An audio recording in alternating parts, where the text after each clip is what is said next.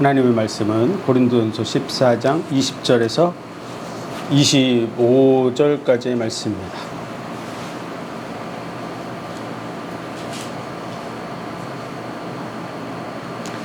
오늘도 하나님은 우리를 사랑하시며 영원한 복 속에서 함께 하시고 인도해 가고 계십니다. 여호와의 선하심을 맛보아 알아가는 우리의 삶이 되시기 바랍니다. 하나님의 말씀은 고린도전서 14장 20절부터 25절의 말씀입니다. 봉독해 드립니다. 형제들아, 지혜는 어린아이가 되지 말고 악에는 어린아이가 되라. 지혜에 장성한 사람이 되라. 율법에 기록된 바 주께서 가라사대 내가 다른 방언하는 자와 다른 입술로 이 백성에게 말할지라도 저희가 오히려 듣지 아니하리라 하였으니, 그러므로 방언은 믿는 자들을 위하지 않고 믿지 아니하는 자들을 위하는 표적이나 예언은 믿지 아니하는 자들을 위하지 않고 믿는 자들을 위함이니, 그러므로 온 교회가 함께 모여 다 방언으로 말하면 무식한 자들이나 믿지 아니하는 자들이 들어와서 너희를 미쳤다 하지 아니하겠느냐. 그러나 다 예언을 하면 믿지 아니하는 자들이나 무식한 자들이 들어와서 모든 사람에게 책망을 들으며 모든 사람에게 판단을 받고 그 마음에 숨은 일이 드러나게 되므로 엎드려 하나님께 경배하며 하나님이 참으로 너희 가운데 계시다 전파하리라. 아멘. 기도하겠습니다. 하나님 은혜와 사랑 복 주신 감사합니다. 이 시간도 귀한 말씀을 통해서 우리의 길을 인도해 가신 감사합니다. 하나님의 선하시며 기뻐하시며 온전하신 뜻이 무엇인가 분별하고 그 뜻대로 변화를 받아 나가는 우리의 삶이 되게 하옵소서. 모든 영광을 주님 받으시기 원하며 예수 그리스도 이름으로 감사하며 기도하옵나이다. 아멘. 고린도 교회, 오늘날의 교회로 보면 아주 건강하지 않은 교회입니다. 사람 중심으로 파벌을 이루고 또 교회의 음란한 문제가 심각하고 또 우상의 제물을 먹는 것과 우상 숭배에 대한 구별도 제대로 되어져 있지 않고요. 그리고 성찬식에 대해서도 구별된 그런 의미들을 이해하지 못하고 있었을 뿐만 아니라 심지어는 부활이 없다고까지 하는 그런 사람들도 있었습니다. 그런 속에 또 여러 가지 은사를 가지고 서로 분쟁하고 어느 게 크냐 작으냐 하고 나누어지는 이런 속에 있는 교회, 그것이 바로 고린도 교회입니다. 그런데 바울은 고린도 교회에 대해서 하나님 앞에 감사했습니다. 그 이유는요, 하나님께서 끝까지 책임지시고 인도하실 거라고 하는 분명한 믿음이 있었기 때문이고요. 이제 이방 가운데 복음이 처음 시작돼서 믿기 시작한 이 고린도 교회, 당연히 연약하고 부족하고 또 제대로 알지 못하는 것 당연하죠. 우리도 예수 그리스도를 처음 믿었을 때 기독교에 대해서 얼마나 알았겠습니까? 그런 속에서 예수 그리스도의 복음을 듣고 예수 그리스도를 영접하고 하나님의 자녀가 되는 그런 과정 속에서 많은 세월이 흐르면서 우리도 성장해 온 줄 믿습니다. 우리 자녀가 태어나면 그 자녀들을 얼마나 뭔가를 할 수 있습니까? 정말 진짜 부모의 도움이 없으면 절대 살아갈 수 없죠. 먹는 거, 입는 거, 대소변을 가리는 거 아무것도 할 수 없습니다. 정말 부모의 도움이 철저하게 필요한 것이 바로 신생아들이고, 그리고 이제 어려서 기고 걸어 다닌다고 해서 다 된 게 아닙니다. 그런 것처럼 교회도 마찬가지죠. 연약하고 부족한 거 우리는 이해해 나가야 됩니다. 그러면서도 우리 자녀들을 그냥 내버려 두지 않죠. 하나하나 가르쳐 나가고 훈육하고 징계도 하고 이러는 과정 속에서 성장하게 됩니다. 그런 것처럼 우리도 하나님의 말씀 속에서 한 마음 한 뜻 같은 말을 할 줄 아는 그런 교회로 그리스도의 복음의 진리로 바르게 무장해 나가야 될 줄로 믿습니다. 그런 속에서 고린도 교회의 문제 중에 심각한 문제, 그것이 바로 은사에 대한 문제였음을 알 수 있습니다. 그래서 3장에 걸쳐서 하죠. 12장, 13장, 14장에 걸쳐서 이 은사를 다루고 있는데요. 우리는 우상이 이끄는 대로 이끌려왔던 그 삶과 그리스도 안에서의 삶을 잘 분별하고 구별해야 될 줄로 믿습니다. 그 중에서도 특히 은사 부분에 있어서 다 서로 다를 수 있습니다. 손에 그 은사가 다르고, 발의 은사가 다르고, 눈의 은사가 다르고, 각양지체 하는 일들이 다른 것처럼, 그런 한 몸을 이루는 것처럼 서로 은사가 다른 부분에 대해서는 인정해 줘야 됩니다. 그런 부분 서로를 인정하고, 그러면서도 또 분별해야 될 게 뭘까요? 교회에 속하지 않은 잘못된 부분들, 그런 부분들은 성경을 벗어난 어떤 부분들에 대해서는 잘 분별해야 됩니다. 안 그러면 우리는 바른 길로 인도한다고 하면서 엉뚱한 길로 이끌어 갈 수 있습니다. 지금 지구상에 있는 많은 이단들이 그렇게 형성돼서 가고 있죠. 그래서 여호와 증인, 신구약 성경을 다 가지고 있지만 여호와 하나님을 믿어야 된다고 하면서 예수 그리스도에 대해서 하나님의 아들이다, 하나님이라고 인정하지 않죠. 이런 부분이 아주 심각한 부분입니다. 예수 그리스도의 이름으로 구원받는다라고 말하면서 하나님이 아니다, 그렇게 얘기하죠. 몰몬교도 마찬가지입니다. 그리고 성경 중심이 아니라 성경을 벗어난 그런 책들을 가지고 이끌어 가다 보니까 거기서 벗어난 곳에서 되돌아오지 못하는 거죠. 성경 외에 성경을 가지면 안 됩니다. 마지막 하나님의 심판대 앞에 섰을 때 몰몬경이라든지 파수대라든지 갑진진주라든지 아니면은 통일교 같이 원리강론이라든지 이런 거 가지고 하나님이 심판하지 않습니다. 그리고 12제자들, 그것을 알까요, 모를까요? 전혀 모르겠죠. 그래서 성경 밖에 있는 거, 성경 안에 있지 못한 것들을 우리는 분별해야 됩니다.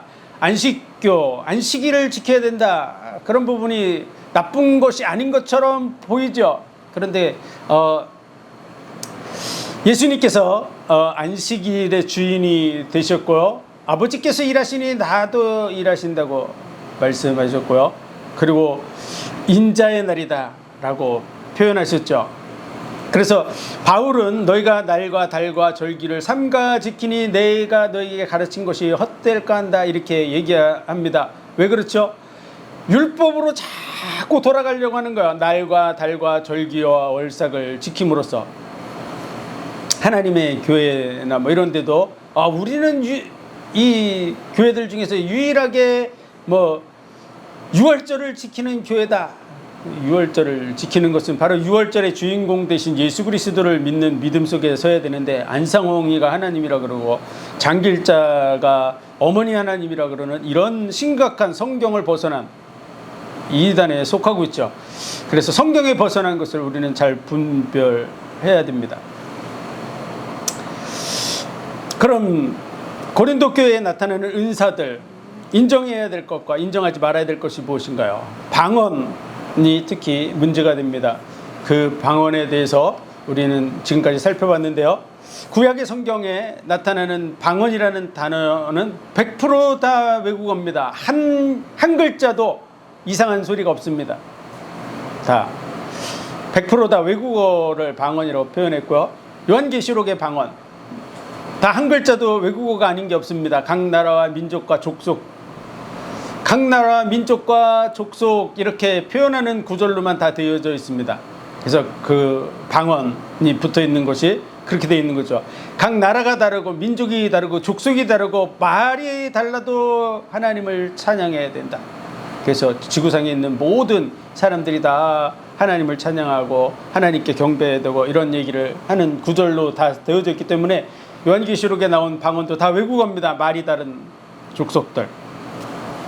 그리고요, 이제 사복음서에 나와 있는데 딱 한 구절 나와 있죠. 마가복음에 나와 있는 것도 외국어입니다. 그래서 복수로 쓰여져 있고요, 사도행전 2장에 나와 있는 마가다락방에서 성령이 불같이 바람같이 임함으로 말미암아 방언을 하게 됐는데 그 자체로 이것이 외국어임을 증거합니다. 저희가 하는 말, 우리말로 듣게 되면 어찌미뇨. 그 각 나라, 우리가 메대인 바대 이렇게 족속들이 나눠져 있는데 다 다른 그 각각의 말로 알아듣게 되는 것이죠. 그래서 외국어로 되어져서 다 알아들을 수 있는 말이었다 하는 걸 알 수 있고요. 고넬료의 집에서도 동일하게 마가다락방에서 이루어졌던 것과 동일한 역사가 일어났다고 베드로가 증거하죠. 에베소에서도 마찬가지입니다. 그래서 사도행전에 나타난 그 방언도 다 외국어라고 하는 것을 알 수 있고요.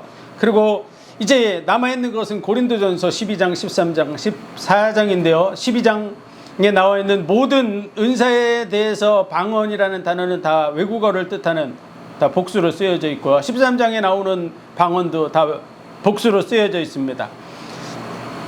그래서 외국어를 뜻하는 이 말들은 나라의 말들이 다 다양하게 있죠.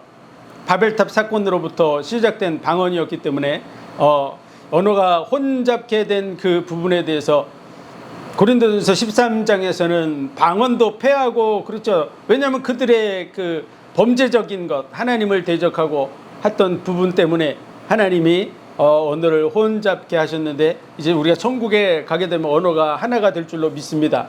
그래서 방언도 폐해진다 하는 부분이 이루어지게 되죠. 그 외국어를 뜻하는 겁니다. 바벨탑 사건에서 이루어졌던 그 외국어, 당연히 그거 폐하는 게 맞죠. 그리고 14장에서 이제 단수, 복수로 나눠져서 쓰여지고 있는 부분을 우리가 지금까지 살펴봤습니다. 그래서 오늘 첫 마디, 형제들아 지혜는 어린아이가 되지 말고 악에는 어린아이가 되라, 지혜에 장성한 사람이 되라고 이렇게 표현하고 있는 이유는요, 지금 이 방언 은사들에 대한 이런 부분 속에서 특히나 방언을 다루고 있는 이 부분에서 지혜에는 아이가 되지 말고 악에는 어린아이가 되라, 지혜에 장성한 사람이 되라. 무슨 얘기죠? 옳은 것, 바른 것에 대해서는 어린아이가 되지 말고 확실하게 분별하고 그것을 취할 줄 아는 사람이 돼야 되고, 악한 것은 정말 그 부분에 대해서 어린아이가 되라 그랬는데 이 어린아이가 아무것도 분별하지 못하는 수준을 뜻하는 단어로 되어 있습니다. 그래서 지혜는 아이가 된다고 하는 것은 어느 정도 성장한 아이를 말하고요. 그리고 악에는 어린아이가 되지 말라는 이 어린아이는 정말 아무것도 분별하지 못하는 그런 부분으로 해서 무슨 얘기냐면 전혀 모르는 수준이 좋다 이런 뜻이죠. 악한 것에 대해서는. 그래서 율법에 기록된 바 주께서 가라사대 내가 다른 방언으로 하는 자와 다른 입술로 이 백성에게 말할지라도 저희가 오히려 듣지 아니하리라 하였으니, 이게 구약에 나온 내용이죠. 이사야 28장에 나온 내용인데요. 그 말씀에 기록된 그 부분에서 이사야 선지자나 또 많은 선지자들을 보내서 이스라엘 백성들에 대해서 경고하고 있는데 그들이 이 예언하지 말라고, 하나님의 말씀을 증거하지 말라고 그렇게 하고 하나님의 말씀을 듣지 않으려고 하기 때문에 너희가 이제 그렇게 하나님의 말씀을 거부하면 다른 방언을 말하는 사람들로 말미암아 너희를 조롱하고 하는 그런 소리를 듣게 될 거라고 하는 얘기를 해주고 있는 게 바로 이사야서의 내용입니다. 그 말씀을 여기에 인용해가지고 방언에 대해서 얘기하는 거죠. 그래서 여기서 나오는 이사야서의 방언도 당연히 외국어죠. 왜냐하면 아수르와 그리고 바벨론에 의해서 이스라엘이 멸망받을 때 그들이 알아듣지 못하는 그런 언어를 하는 사람들에 의해서 소리를 듣게 되고, 그리고 그들의 조롱과 모욕을 당하는 이런 상황에 처해 있었는데요. 그 말씀을 하고 있는 것입니다. 그래서 당연히 방언이라는 단어가 복수로 쓰여져 있죠. 이 부분에 대해서 표준 세번역에는 이렇게 되어 있습니다. 내가 방언을 하는 사람들의 혀와 딴 나라 사람의 그런 입술로 이렇게 해석을 했습니다.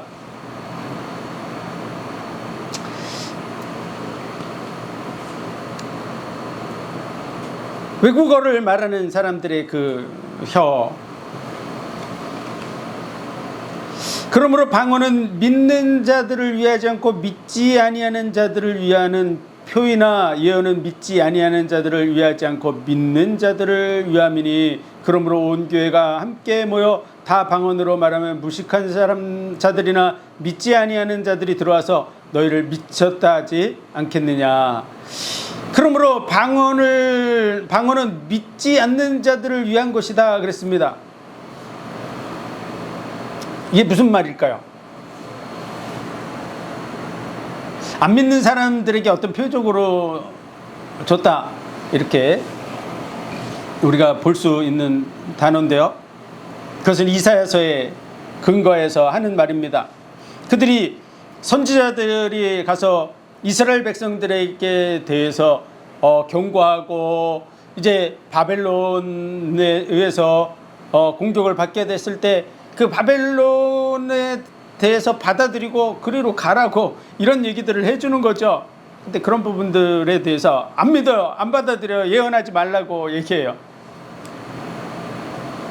다시 말해서 하나님의 말씀을 믿지 않는 그들에게 대해서 다른 방언과 그리고 그들을 조롱하는 그런 다른 입술이라고 하는 그 표현이 원어로는 그렇게 됐어요. 조롱하는 말들이에요.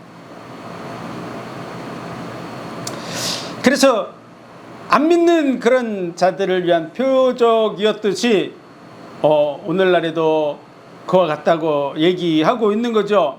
그래서 그들을 위한 어떤 증거다. 믿지 않기 때문에 하나님께서 그들로 하여금 멸시를 당하게 하고 포로로 끌려가게 하고 모독을 당하게 하고 이런 것처럼 믿지 않는 자들. 그러나 예언은 믿는 자들을 위한다고 말하고 있습니다.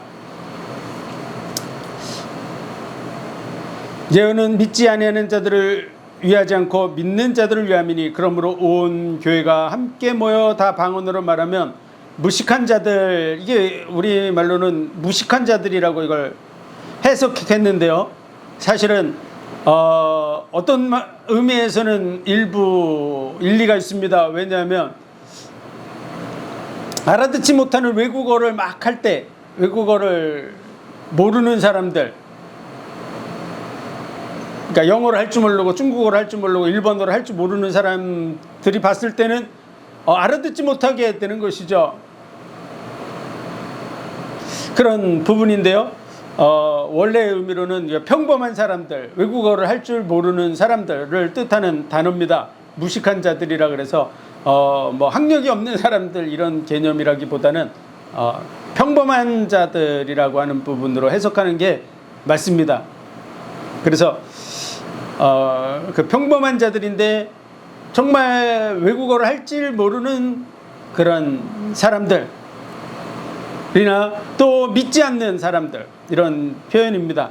그래서 원어상으로는 그런 의미를 가지고 있다는 것을 알고 우리가 무식한 자들이라고 하는 부분에 대해서 어떤 사람들은 좀 안 좋게 생각할 수도 있는데 이 외국어를 할 줄 모르고 이해할 줄 모르고 이런 사람들이라고 할 수 있습니다.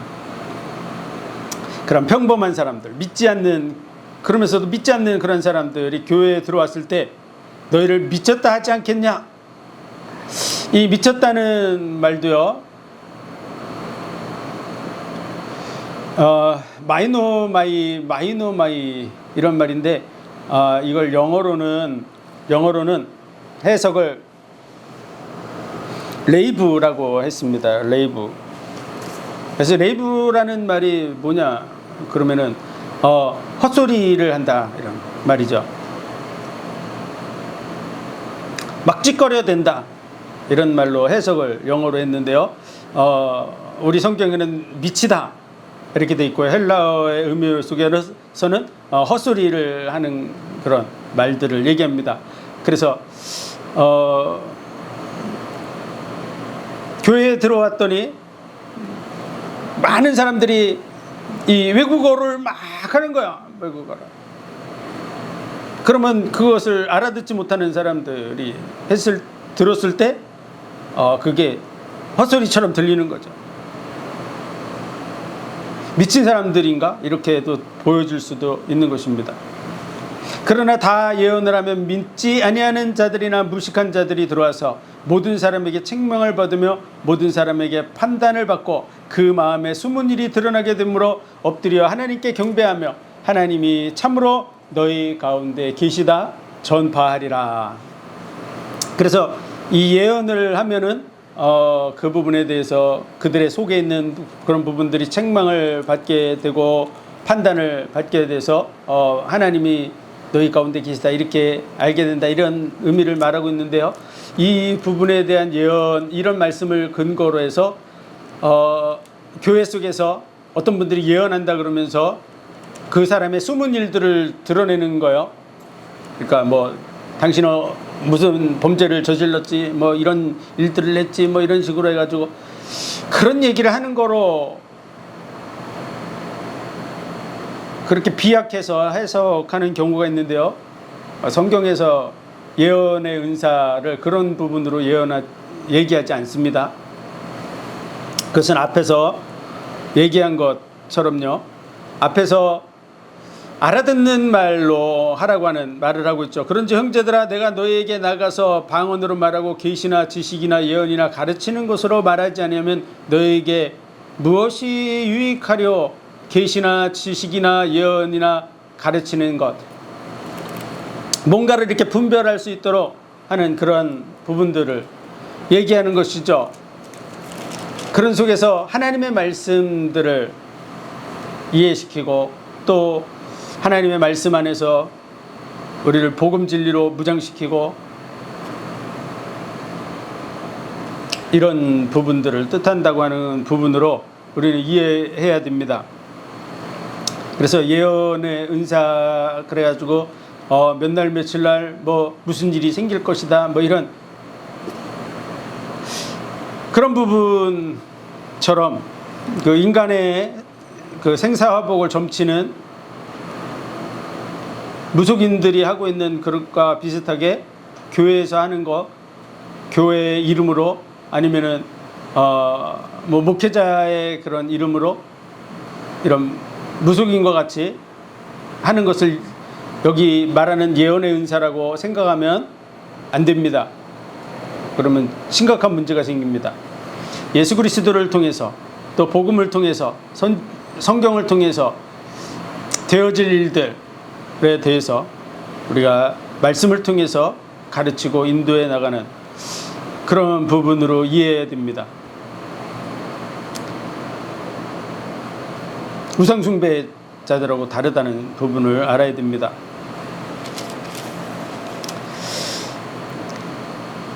그래서 그 마음에 숨은 일이 드러나게 되므로 엎드려 하나님께 경배하고 하나님이 참으로 너희 가운데 계시다 전파하리라 라고 말했는데요.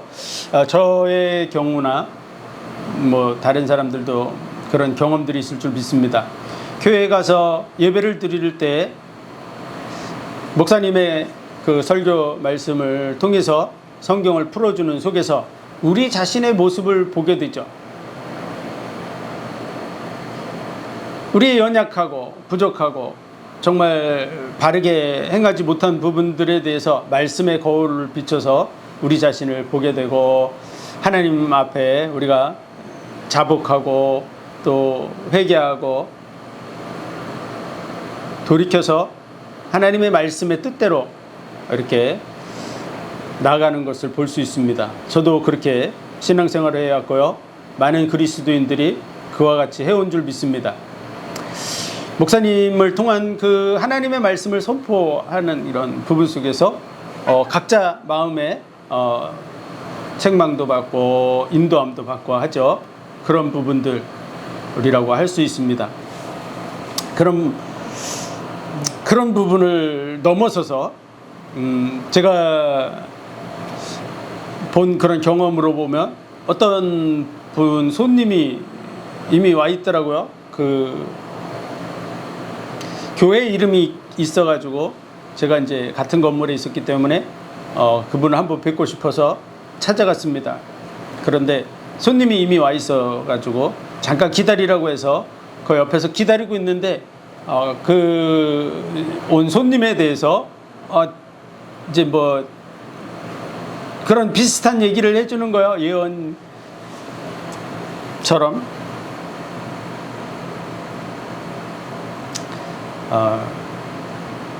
전혀 기독교와 무속인들이 하는 것이 별반 다르지 않게 하는 것,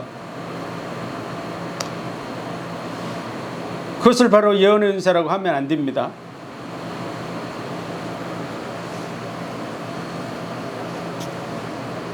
하나님의 말씀을 가지고 성도들을 인도해야 될 책임이 목회자에게 있는 것이죠. 목회자의 해야 될 일은요, 하나님의 종이라고 말했잖아요.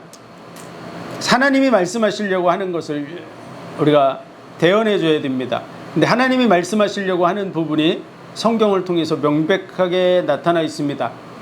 그래서 성경은 능히 너로 하여금 하나님의 사람으로 온전케 하며 구원에 이르는 지혜가 있게 한다고 말씀하고 있는데요, 그 성경을 가지고서 얼마든지 하나님의 사람으로 세워갈 수 있고 구원받게 할 수 있다는 얘기를 하고 있는 것이죠. 그리고 성경이 심판의 기준이 됩니다. 그런데 성경을 벗어나서 무속인과 같이 예언이라고 해서 이상한 얘기를 하는 것, 그런 거 옳지 않습니다. 또 더더구나 그런 부분을 해주고 돈을 받는 거, 무속인과 전혀 다를 바가 없죠.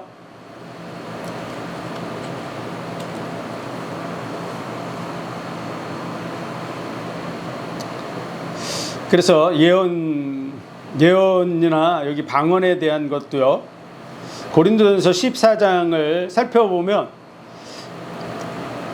예언은 교회의 덕을 세운다고 하는 이런 표현이 반복해서 나와요. 우리 26절 읽진 않았지만 방언도 있으며 통역함도 있나니 모든 것을 덕을 세우기 위하여 하라, 이렇게 얘기되어져 있어요. 다시 말해서 덕을 세운다는 이 단어도 우리의 그 단어로 덕이라는 것이 붙었지만 원어의 의미는요, 세운다, 이런 의미를 가지고 있습니다. 뭘 세울까요? 그리스도의 몸을 세워나가는 것입니다. 교회가 온전히 하나 돼서 바르게 갈 수 있는 일들을 이루어 간다고 하는 것이죠. 그래서 그런 부분 속에서 우리가 정말로 이게 바람직한 건가, 무당하고 전혀 분별이 안 되게 막 요즘에 기독교 무당이라 그러죠.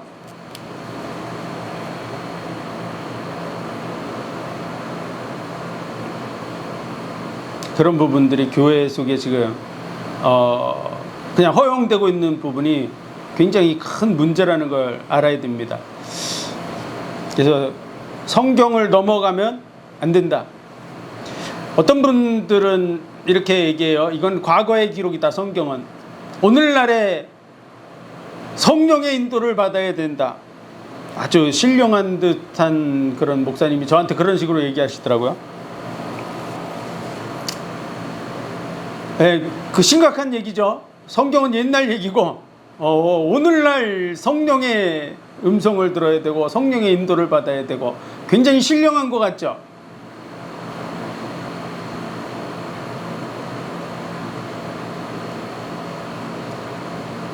나중에 하나님의 심판대 앞에 서게 됐을 때 이 말씀 밖에 더하는 자, 빼는 자, 그 중에 속하게 됩니다.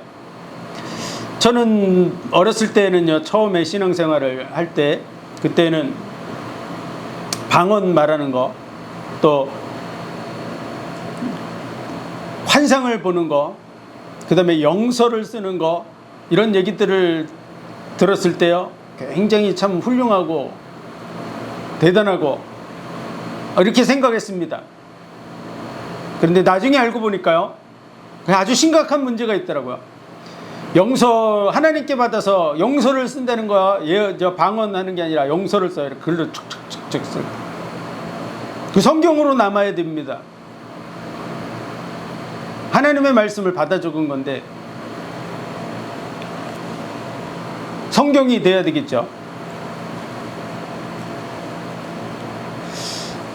근데 그런 하나님 말씀 밖에 성경, 몰몬경, 이런 그 이단입니다. 여러분, 영서를 쓰는 사람이 얼마나 잘 쓰는지 모르지만 하나의 성경과 같이 몰몬경과 같이 그렇게 쓰지는 못하겠죠. 그들이 정말 하나님께 받아서 어떤 성경 외에 예언을 한다 그러면은 성경과 같은 권위를 가져야 됩니다. 그렇기 때문에 기록해서 같이 성경하고 묶어가지고 같이 들고 다녀야 되겠죠. 그러면은 심각하게 된다는 사실을 알아야 됩니다. 지구상에 존재하는 모든 이단은 다 성경을 넘어가고 성경을 파괴하고 그러고 있다는 사실을 알아야 됩니다. 오늘도 그런 말씀을 살펴봤지만요, 오묘한 것은 여호와 하나님께 속한 것이거니와 나타난 것은 너희와 너희 후손에게 속했다, 이렇게 되어 있는데요, 그것이 바로 성경입니다. 성경을 통한 부분을 주고 있죠. 그래서 하나님의 계시 중에서 일반 계시가 있다면 만물을 통해서 어렴풋이 하나님을 알 수 있게 하신 것이고요, 특별 계시로 해가지고 구별하고 있는 게 바로 성경입니다. 하나님을 알 수 있는 것 뭐냐? 성경입니다. 그래서 성경을 오늘날 공격하고 난도질하고 성경이 하나님의 말씀이 아니라고 가르치고 성경을 역사적 산물이라고 가르치고 이렇게 하는 부분이 지금 기독교 교회 속에서도 한 부분에서 자유주의라고 하는 이름으로 막 밀고 들어오고 해방신학, 사신신학까지 갔습니다. 하나님은 돌아가신 지 오래됐고 이제 하나님이 만들어 놓은 시스템은 지금도 돌아가고 있기 때문에 인간이 뭔가 역할을 해야 된다. 이거 사신신학인데요, 그게 기독교 속에 지금 한 부분으로 자리 잡고 있어요. 그 영향력이 심각한 기독교의 이름으로 그렇게 하고 있어요.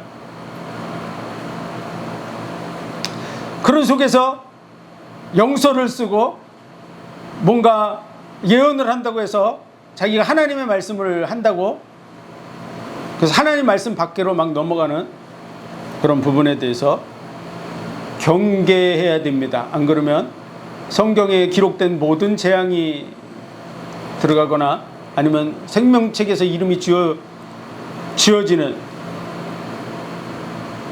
이런 일들이 벌어진다고 하는 것이죠. 물론 생명책에 들어가지도 못하겠죠.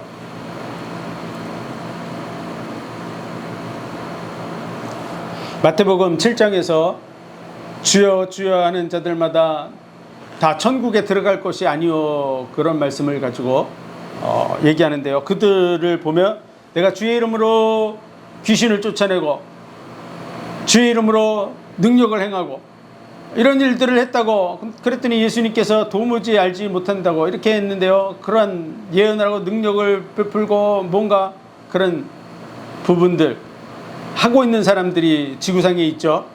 평범한 성도들은 그런 거 안 합니다. 어느 정도 레벨이 있다고 하는 사람들, 나름대로 영적으로 알고 있다고 하는 사람들이 사람들을 가리켜서 병도 쫓아내고 귀신도 쫓아내고 주의 말씀을 가지고서 이러쿵저러쿵 하고 있죠. 그런데 그 앞에 적어놨습니다. 거짓 선지자들을 조심해라. 그들은 양의 탈을 쓰고 너희에게 나오나 노략질하는 일이라. 그들의 열매로 그들을 알지니라. 근데 오늘날 예수 그리스도의 이름 가지고 성경 밖에 어떤 다른 부분을 가르치고 그걸 하나님의 말씀이라고 주장하고 그러면 그 거짓 선지자가 아닌지 우리는 분별해야 됩니다.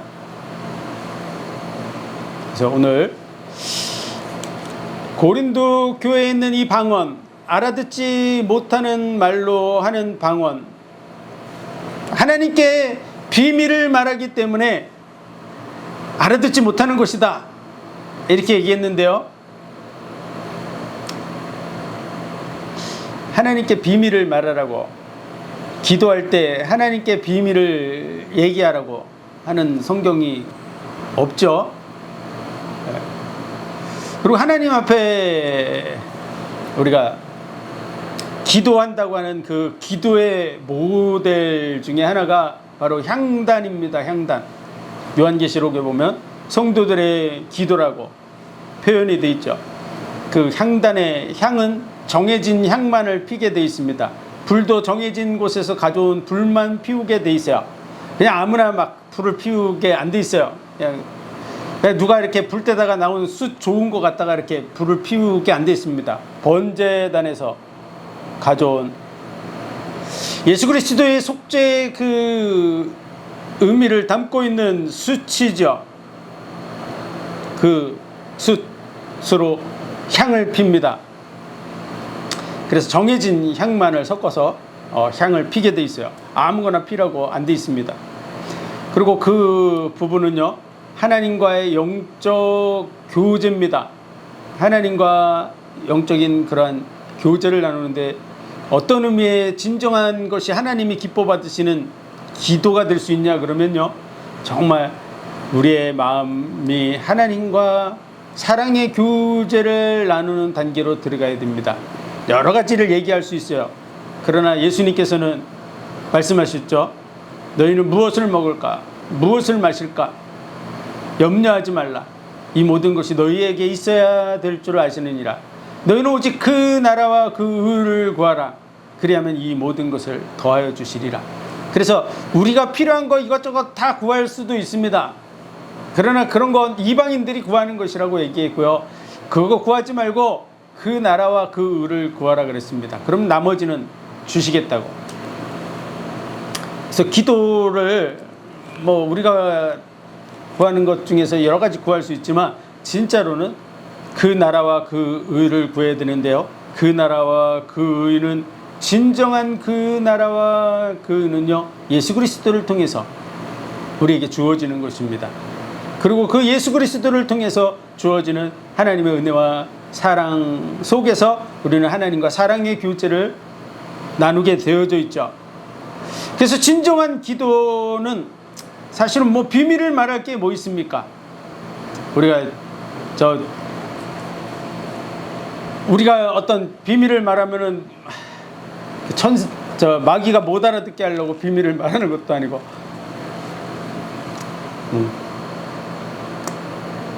하나님 앞에 진실한 마음으로 그분과 대화하는 그런 기도가 필요한 것이죠. 그래서 예수님께서는 너희가 기도할 때 골방에 들어가서 은밀한 중에 거하시는 하나님께 구하라 이렇게 얘기하셨죠. 은밀한 중에 거하시는 하나님께 구하라고. 무슨 얘기냐면 1대1로 하나님과 대화하는 이런 얘기죠. 너희는 이방인과 같이 중언부언하지 마라. 그들은 말을 많이 하여야 들으실 줄 아느니라. 근데 너희는 그와 같이 이방인들이 그래 중언부언하듯이 하지 말라 이렇게 얘기하셨습니다.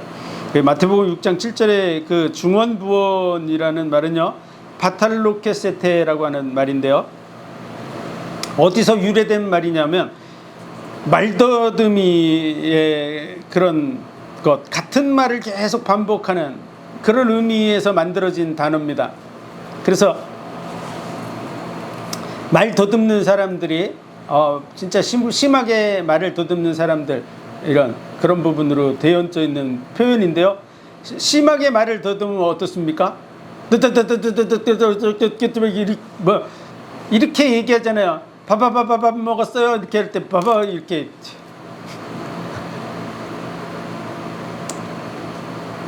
심하게 말을 더듬으면 사실 먹어 이렇게 막 말을 다 더듬습니다.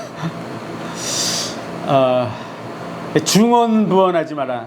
같은 말을 계속해서 반복하면서 말을 많이 해야 된다고 하는 것이 이방인들이 하는 거라고 예수님이 말한 것이죠. 그래서 그렇게 하지 말라. 은밀한 중에 보시는 내 하나님께 구하라. 그래서 그런 은밀한 중에 계신 하나님께 내가 얘기하는데, 그 길거리에 서서 뭐 이렇게 하지 말라 그랬잖아요. 사람들이 보는 데서 하지 말라 그랬잖아요. 이렇게 그들의 상을 이미 받았다고. 뭐죠? 하나님과 정말 조용한 가운데서 그분과 대화하라는 것이죠. 하고 싶은 말들을 할 수 있잖아요. 뭐 비밀을 말할 게 뭐 있습니까? 하나님 앞에 은밀한 중에 계신 하나님과 내가 1대1로 대화하고 있는데 방언으로 한다. 사실 말이 안 돼요. 고린도전서 14장을 보면서 알아듣지 못하는 이 방언에 대해서 나팔소리인지 절을 부는 것인지 검은고를 타는 것인지 분명한 소리를 내지 못하면 어찌 준비하겠냐. 분명한 소리를 내는 일을 하라고 이렇게 하는 얘기는 그렇게 알아듣지 못하는 말 하지 말라는 뜻이죠. 그리고 알아듣지 못하는 그런 외국어로 막 말한다 그러면 누가 거기에 대해서 감사하고 누가 할 수 있냐? 알 수 없죠. 그러니까 알아들을 수 있도록 통역을 하라는 거야. 너희도 진짜로 그런 것이 교회의 덕을 세우고 하는 일이라면 통역을 하라고. 근데 사실은 통역하면 안 되죠. 비밀을 말한다고 얘기하는 사람들한테 통역하라 그러면 말 안 되는 거죠. 그래서 그런 부분들 나오고요. 더더구나 하나님은 질서의 하나님, 어지러움의 하나님이 아니다. 그냥 무질서하게 막 하는 부분 하지 말라고. 지금 알아듣지 못하는 말로 하는 그 방언에 대해서 고린도전서 14장을 가만히 살펴보면 계속해서 하지 말라는 얘기입니다. 하지 말라. 이거 하지 말라는 거야. 알아들을 수 있는 말로 알아듣지 못하는 말 10,000마디보다 알아들을 수 있는 말 5마디가 더 낫다. 이 말이 무슨 말이에요? 알아들을 수 있는 말 하라 그 말이잖아요. 교회에서 잠잠해라. 그거 하지 말라는 뜻입니다.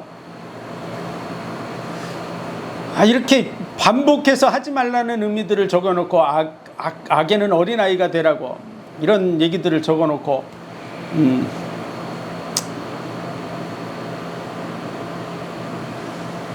이렇게 반복하는 이유는요, 확인을 할 수 있게 해준 거야. 한 번만 얘기했다 그러면 그냥 지나갈 수도 있겠죠. 근데 한 번 한 게 아니야. 계속해서 알아듣지 못하니까 반복해서 하지 말라고, 알아들을 수 있는 말을 하라고. 그래야 교회의 덕을 세우지 않겠냐고. 자기의 덕만을 세우면 되겠냐고. 그리고 기도하는데 영으로 기도하고 마음은 열매를 맺지 못하면 되겠냐고. 마음으로도 기도하고 영으로도 기도하고 마음으로도 찬송하고 영으로도 찬송하고 그래야 되지 않겠냐고 하는 얘기들을 계속해서 하고 있습니다. 그래서 우리가 알아들어야 될 줄 믿습니다. 이 부분에 대해서 고린도전서 12장에서 우상이 이끄는 대로 이끌려왔거니와, 고린도 지역에는 우상 숭배가 심했고요. 그 우상 숭배 심한 데 가면 여러분들도 정말 궁금하면 우상 숭배 아주 심각하게 하는 데 가서 한번 찾아가서 뭐 하고 있나 보세요. 그럼 다 이상한 소리 하고 있습니다. 황홀경에 빠져서 이상한 소리 하죠. 남묘호랑개교 같은 데 가면은 남묘호랑개교 그걸 개구리 우는 소리라 그러잖아요. 너무 남묘호랑개교 개구리 우는 소리 와글와글 하는. 근데 그게 무슨 뜻인지도 제대로 모르고 하고 있어요. 남해아불타불 관세음보살, 그것도 못 알아. 무슨 말인지 모른다고 되어 있는 게 그 정설입니다. 무슨 말인지 몰라요. 무슨 말인지 모르는데 불교의 대표적인 얘기 중에 하나가 남해아불타불 관세음보살이에요.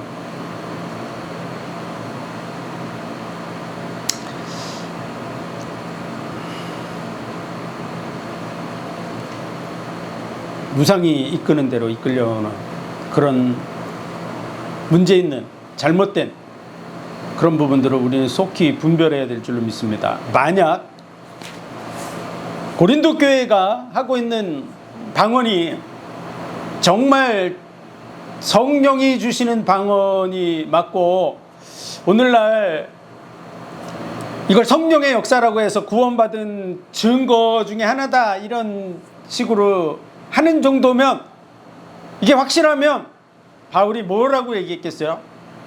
교회 속에서 열심히 하라고 얘기했겠죠.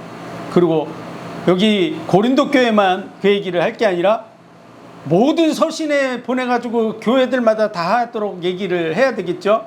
근데 다른 교회나 다른 서신서에는 전혀 알아듣지 못하는 방언을 하라고 하는 거에 대한 얘기 존재하지 않습니다.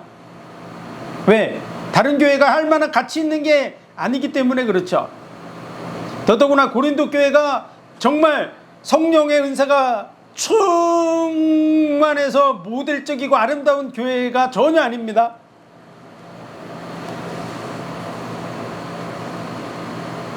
바울은 심각하게 고린도 교회를 책망했기 때문에 고린도 후서는요, 그 책망에 대해서 달래주기 위해서 기록된 내용이 고린도 후서입니다. 그 정도로 고린도 교회를 심각하게 책망하는 내용이 고린도 전서입니다. 그런데 그게 바람직하다고 전 세계 교회가 다 해야 될 것처럼 하는 거 옳지 않습니다. 반복해서 하지 말라고 얘기하고 있고, 구약 성경에 한 번도 알아듣지 못하는 하나님께 비밀을 말한다고 하는 이런 알아듣지 못하는 방언 얘기한 적이 없습니다. 알아들을 수 없는 말로 하는 얘기는 있지만 그 말은 외국어가 확실합니다. 요한계시록에도 마찬가지고요, 마가복음에도 마찬가지고, 사도행전에도 마찬가지고, 알아듣지 못하는 말을 하라고 하는 내용은 한 구절도 없어요. 심지어는 오늘 고린도전서 14장에서도 알아듣지 못하는 말을 직접적으로 다루고 있는 이 구절 속에서도 그걸 하라고, 적극적으로 하라고 안 합니다. 어떤 분은 이 마지막 39절 40절 이런 마지막 절인데요, 39절에 그런즉 내 형제들아 예언하기를 사모하며 방언 말하기를 금하지 말라 그랬으니까, 금하지 말라 그랬네. 봐, 여기 방언을 하라고 금하지 말래잖아, 이렇게 얘기하는데요, 이거 외국어입니다. 복수로 확실하게 썼어요. 하나님은 어지러움의 하나님이 아니요 오직 화평의 하나님이시니라. 방언, 외국어, 교회에서 외국어를 말할 수 있죠. 외국인인데 외국어를 말하는 거에 대해서 금하지 말라는 거야. 외국어를 하면 어떻게 됩니까? 질서를 따라서 해야 된다. 누가 외국어로 말을 해요. 그럼 그걸 통역하는 사람이 통역을 해야 되겠죠. 근데 통역하는 사람이 없어요. 그럼 잠잠해야 되겠죠. 알아듣는 사람이 없는데 계속 얘기하면 되겠어요? 그래서 그렇게 얘기하고 있어요. 우리가 다음에 살펴보겠지만 외국어 말하는 사람이 있습니다. 그 외국인이 왔어요. 외국에서 예를 들어서 목사님이 오셨어요. 정말 모시기 힘든 그 목사님이 오셨어요, 이렇게. 그러면 그분을 세워서 기도할 수 있습니다. 그럼 기도하면 어떻게 됩니까? 누군가 통역을 세워서 그 기도에 대해서 한마디 한마디 통역하게 해야 되겠죠. 질서를 따라서 해야 되겠죠. 와글와글 할 게 아니고 질서를 따라서. 어지러움의 하나님이 아니고 질서의 하나님이기 때문에. 그러면 당연히 성도들이 그 통역하는 소리를 듣고 아멘 하겠죠.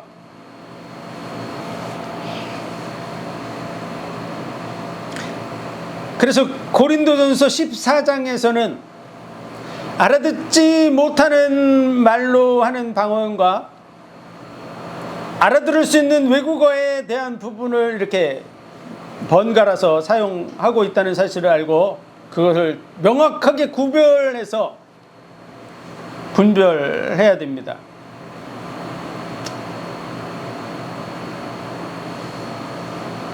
외국어, 바울이 내가 다른 사람보다 더 방언을 말함으로 그 외국어입니다. 바울이 럴랄랄라 룰룰룰 뭐 그런 거 한 게 아니에요. 그렇게 해석하는 것 자체가 아주 넌센스입니다.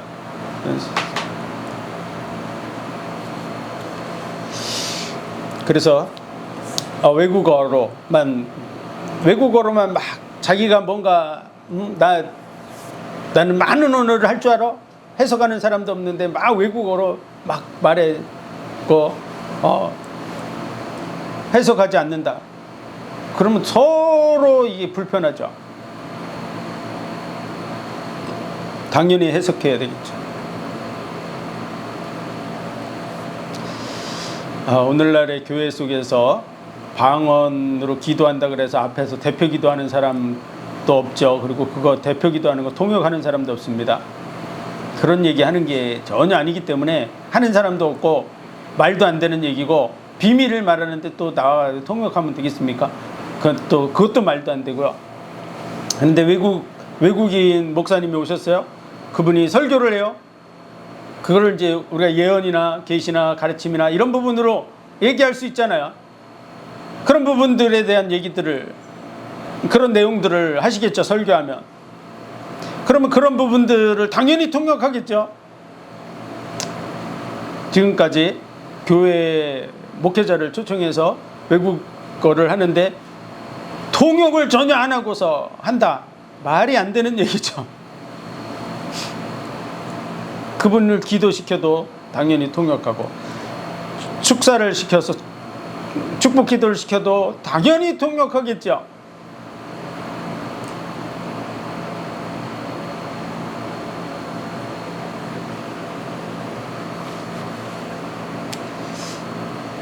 고린도 전서 14장을 최소한 10번 이상 읽어야 됩니다. 그리고 하라고 하는 내용과 하지 말라는 내용을 쭉 분별해보면 답이 확실합니다. 한두 번 얘기한 것도 아니고 반복해서 몇 번씩이나 알아듣지 못하는 말로 하지 말라고, 알아듣지 못하는 방언도 하지 말지만요, 외국어도 알아듣지 못하는, 아무도 못 알아들으면 하지 말라는 거예요.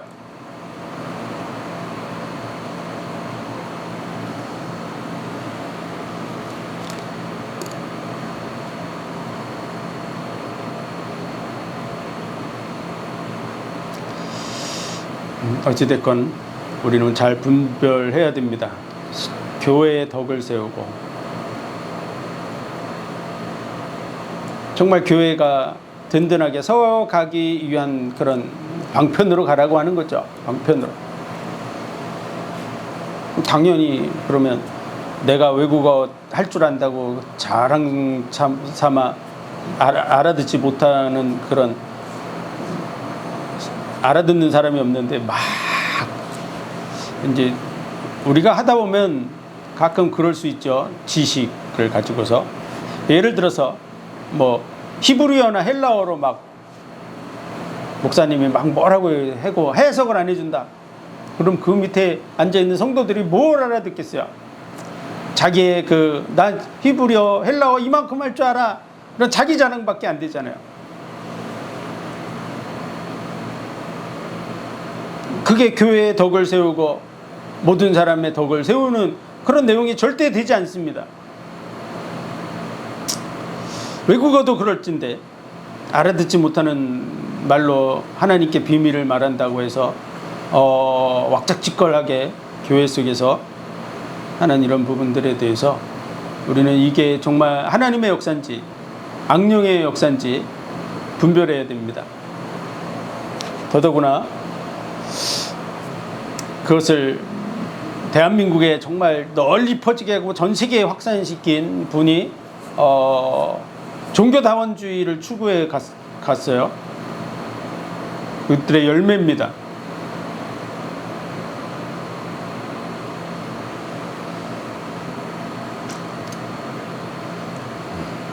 영적인 그런 배경들을 우리가 확인해보고 정말 내가 말씀 안에 있는지 말씀 밖에 있는지 분별해야 될 줄 믿습니다. 기도하겠습니다. 하나님 은혜와 사랑 복 주신 감사합니다. 오늘날 사단이 자기의 때가 얼마 남지 않은 줄 알고 더욱 더 많은 사람들을 미혹하고 혼탁하게 하는 시대 속에 있습니다. 우리가 정말 바른 진리가 무엇인지 분별하게 도와주시고 또 많은 사람들을 제대로 도울 수 있도록 은혜를 더하여 주옵소서. 예수 그리스도 이름으로 감사하며 기도하옵나이다. 아멘.